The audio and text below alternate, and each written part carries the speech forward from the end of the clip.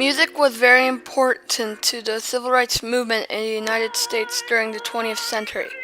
We know that the civil rights movement changed history by fighting against discrimination, segregation, and racism. But what was the soundtrack of these struggles? What were the sounds of protest? And what difference did music make in politics? Two things seem clear.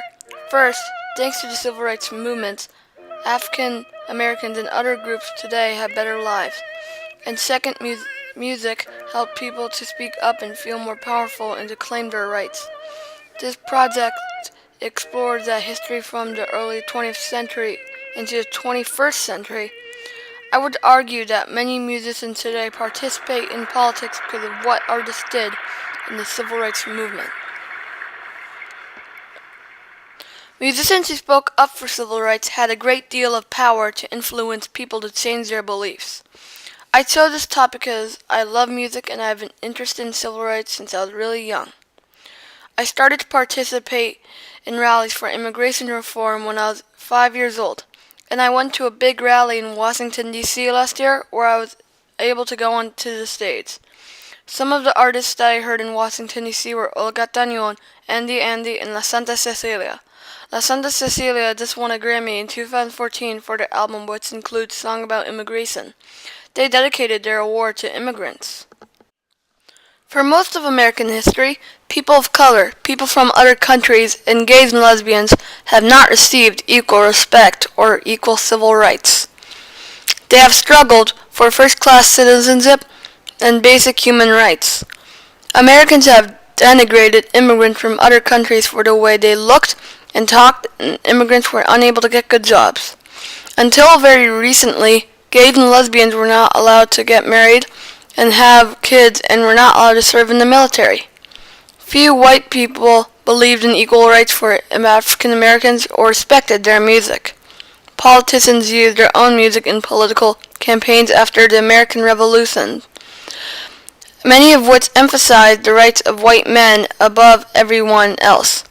Politicians used music on their campaigns in the 1800s and 1900s. And here is Richard Nixon's campaign song from 1972. Notice there are not people of color or immigrants visible in this video.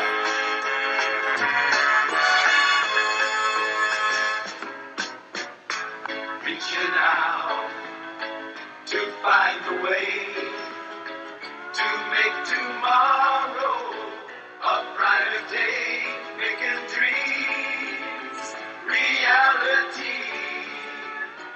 More than ever, Nixon now for you and me. Nixon now. In the face of all this, people of color and other groups spoke and sang back. I spoke to Ned Blackhawk, a professor of American Indian history at Yale University, about the relationship between music and civil rights for American Indians. So a lot of American Indian community members had gone through these boarding schools and been kind of indoctrinated into certain types of ideologies that they didn't really agree with. They watched a lot of westerns in which they were always losing and dying. And so the music of particularly American Indian drumming became a kind of rallying point that brought people together literally around a drum and helped many of them kind of develop a sense of political and cultural awareness and pride that they could then translate into other actions in their lives. Meanwhile, African Americans developed jazz, church, and blues music. Latinos brought music from Mexico, Puerto Rico, Cuba, and other places, including salsa. Asian Americans enjoyed instruments and music from their home countries despite Japanese internment and other discrimination. Marian Anderson was one of the most important.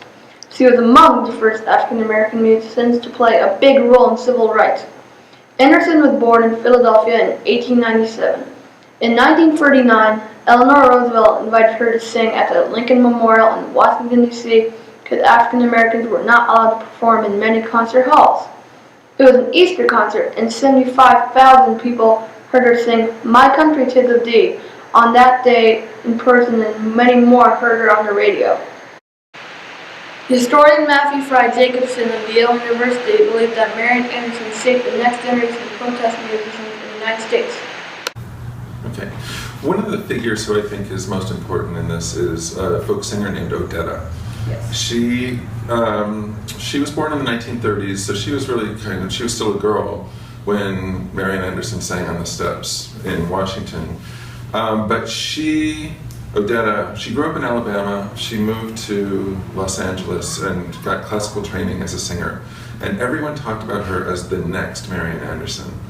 And she was really being trained to sing opera, to sing classical music. And as a very young woman, she decided that isn't what she wanted to do, and she wanted to sing folk songs instead. And so what made her famous, in the 1950s, she started singing slave songs, field songs, what are called field hollers, work songs, all songs from the deep history of African American existence and struggle and oppression in North America. And she did this before audiences of whites and blacks in little coffee houses, mostly in cities like Chicago and New York. This was incredibly important, I think. It was, well, as she put it herself, she said, "I found that I could sing things that I could not say."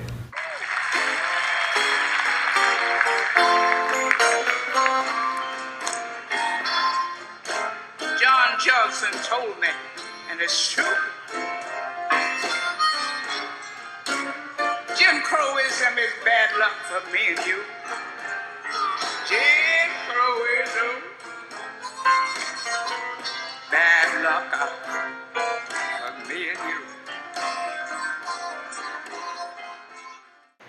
Music was important to the later leaders like Martin Luther King Jr., who organized the March on Washington in 1963. This concert also took place at the Lincoln Memorial. Singers did both spiritual and folk songs. Marian Anderson, Odetta, and Mahalia Jackson performed at the historic event. So did Bob Dylan's Own Vibes and Peter, Paul, and Mary. Keep Your Eyes on the Prize became one of the most important songs of the civil rights movement. The American folk singer Pete Seeger taught We Shall Overcome, an old spiritual song from the 1800s, which had been used by unions in the 1940s and 50s to Martin Luther King. Another important musician who pressed for civil rights at the 1963 March on Washington and afterwards was Harry Belafonte. For Belafonte, he always saw music as not just as a mode of expression, or not just as a way of telling a story about Black history, but also of opening doors for kinds of conversations between Black people and white people that might not take place otherwise. Other civil rights struggles also had their own musicians after 1963. I asked Professor Blackhawk of Yale University about the native singer Buffy Sainte-Marie, who became important in civil rights and anti-war protests during the 1960s and 70s. One example of a musician who started to speak out about civil rights many years ago and still does that today is Carlos Santana. He's a guitarist and a singer who has been around since the 60s.